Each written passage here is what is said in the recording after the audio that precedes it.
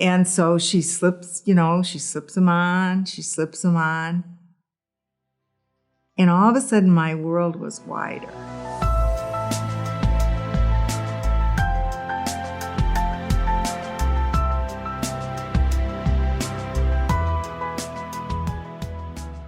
I'm Pat Grogg. I came to Bloomington in 1976 as a very young assistant professor at Illinois State University. Had a wonderful career there and have enjoyed lots of roles within the community, boards of directors of arts associations and music, including the Illinois Symphony Orchestra, Baby Fold, and a longtime member of the board of First State Bank and Trust. But I love the outreach stuff. I love connections.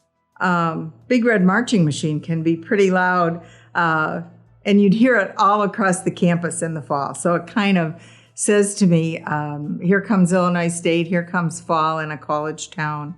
But during my much younger days, remember, I'm a girl of the 60s, and rock bands can be pretty loud. I'm of the Beatles era, but probably the loudest folks for me would be the Rolling Stones, whom I still enjoy. Have done a lot of consulting and projects for Illinois State University and other organizations in the last 20 years. You want to get it right when you're listening to a client. You don't want to have to say, would you mind repeating that? You can, but it's nicer and more professional to hear it right from the beginning. I'm sort of a planning-oriented person, and if you're aware that you're likely to run into something, why not plan for it, see how it works, which is what kind of brought me to a more current situation. Well, I first consulted Dr. McKee at Bloomington-Normal Audiology about 5 years ago. I noticed not so much the needing really loudness on the TV, but what I noticed was not always hearing a specific word correctly. Or I think a lot of people notice, and I would notice in watching the British television series, not hearing the accents correctly, being glad for subtitles, for example. And my dad was very hard of hearing in his old age. And I remembered how isolating being hard of hearing can be. So I didn't want to be shy about getting it checked out. At that time, she said, really, probably not now, but probably I'll see you again later on, which is fine. Well, no, contrary to most of the experience of my friends, many of whom also wear hearing aids, is that they, quote, wait till they need them. I decided that we had a great resource here in Bloomington-Normal Audiology. I had the time. I turned 80. I thought that might be a good time to be sure that you could adjust to it, see if you liked them okay, see how comfortable they were. A lot of factors that I thought, you're not getting any younger, Patricia, why not? Why not give it a shot and see what you think? And frankly, I loved it from the beginning. The second appointment where it was really, I felt time, too many of those incidences where you weren't quite sure what you heard. And too many situations where the noise back of you, I wouldn't say it's quite painful, but it's more bothersome than it should be. I think you really notice it if you enjoy going to, for example, a bar and the bar has music, which is one of my favorite things to do, or an outdoor jazz concert. Again, I would find myself being very, very concerned about whether I could sit somewhere without anybody behind me, which you can't really do. And then you find yourself sort of leaning in to hear the person across from you speak, or kind of guessing at what he or she said, which can lead to sort of semi-hysterical, funny happenings. There wasn't any question in my mind that it would be a good place to go. I remembered from my initial visit 5 years ago, well, she's just fun and friendly, and that she was very thorough, that she wasn't what you would call pushy. She was more informative. Here's what the tests show. Here's kind of what I think. She probably could have, I mean, she's such a nice person that she probably could have talked me into hearing aids 5 years ago, but she didn't. Who wouldn't like her? At the same time, she clearly knows what she's doing. I thought it might be, sort of like when you get your eyes tested and it's sort of this or this, this or this. But it isn't. I thought the testing was very realistic, but also fairly sophisticated in the analysis that I got from her, both then and more recently. Very clear reporting on her part of what her test showed. Plus, you can see the graphs that they show you and that sort of thing. There's 2 or 3 different aspects to it. She'll repeat words, and you say the word you thought you heard, and it's at different levels. Let's see, there's somebody reading a sentence, and you repeat it, I think. There are 2 or 3 different types of things that are kind of like typical life situations. They're so nice. Very excellent. One visit, and the next time you come in, it's hi, Pat, which is very nice. There was a little issue with my insurance coverage, and the staff member in the finance area said, "Oh, let me look at that. Oh, Pat, I don't think I coded something so that you would get your maximum reimbursement. Let me redo that for you." And an additional reimbursement came. She wouldn't have had to do that. I wasn't complaining to her, but she did. So I went to get my hearing aids. And when you think about hearing aids, you do kind of get gee, I'm getting old type of thought. You do. At the same time, even people who are 80, which I am, are not as old maybe as they once were, right? And there's a lot of life to be lived, and I really like to be tuned into what's going on around me. And that was the amazing thing for me, is that I'm sitting in her office. She's got my new Oticon hearing aids sitting right there in front of her, and she's, they're the right color and the right size. She did all the measurements. And she says, "If it's okay with you, Pat, I'll just slip them on." I said, "Do I have to take my glasses off, Nope, they'll be just fine as they were when we checked." And so she slips them on, she slips them on. And all of a sudden, my world was wider. I was more aware. And I thought, there's a safety factor here, too. I do a lot of walking. You're out and around. You want to be aware of what's around you.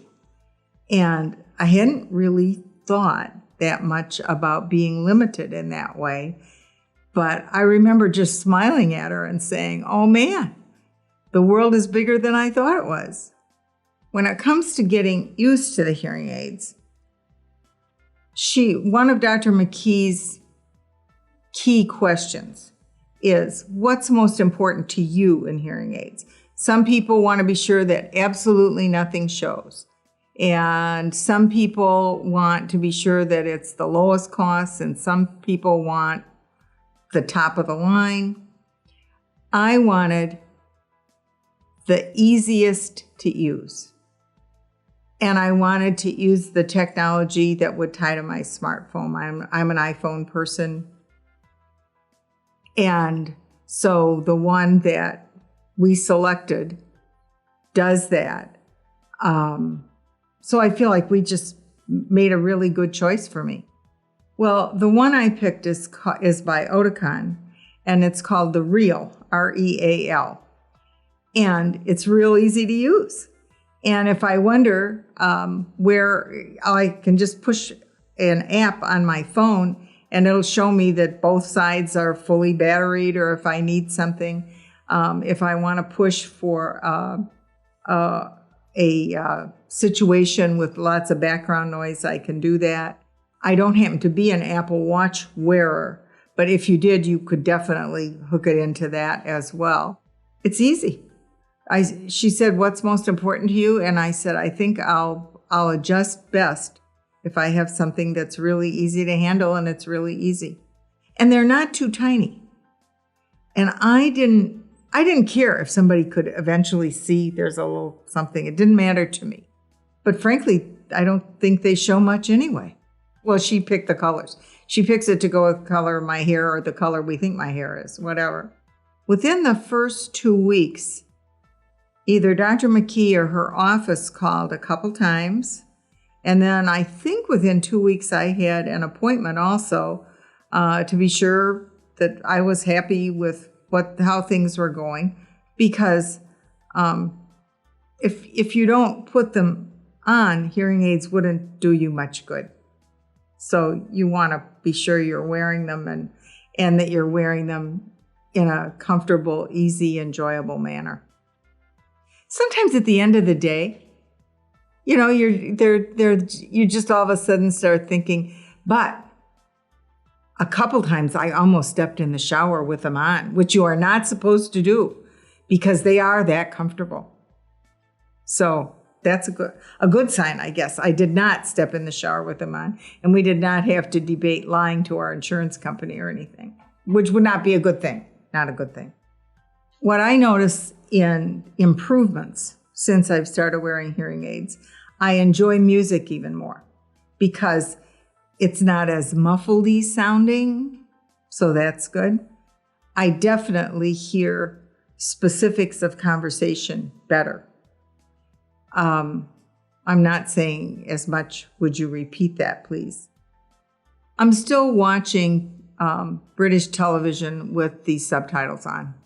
But I talk to an awful lot of people who are watching British television with the subtitles on who are 35 or 40 and are not wearing hearing aids.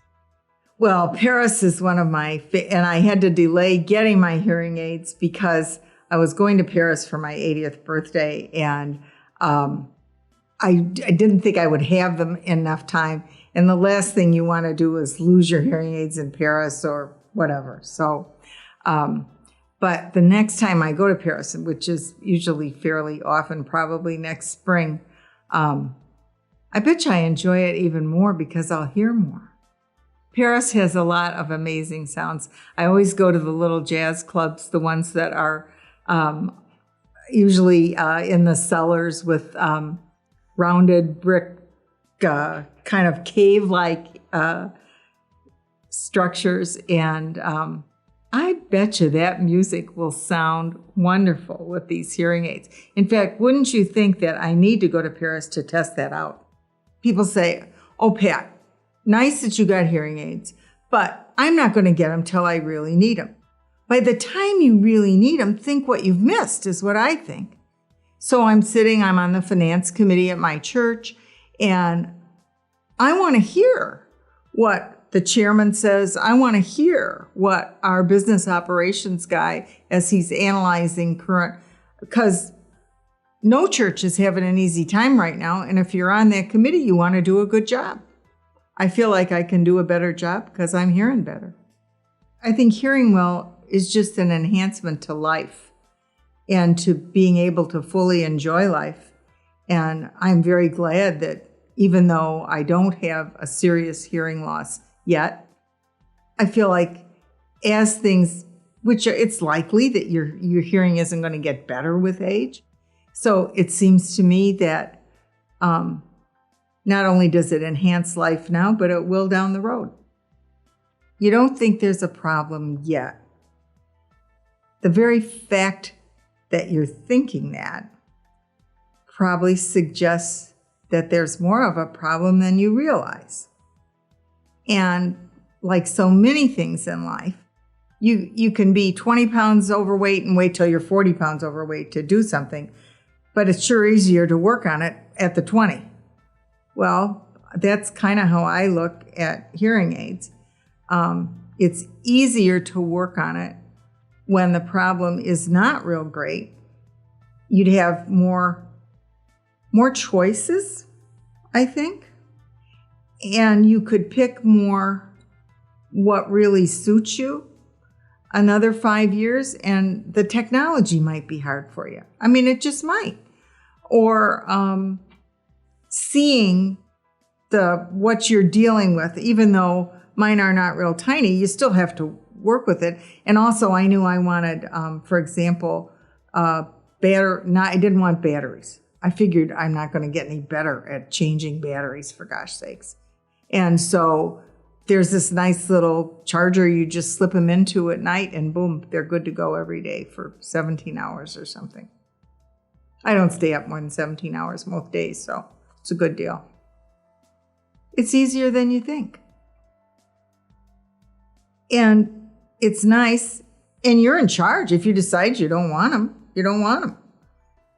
But if it makes the kind of difference it made for me, you might be surprised at what a nice difference they make at a fairly early time in terms of hearing loss. Because I didn't come from a really isolated place because my hearing is generally pretty good, they've just definitely enhanced it. What I think is nice about BNA is their willingness to be available. And this journey isn't going to stop this year. So another year or two, I may notice different things with these or the way they're set, and BNA will be right there.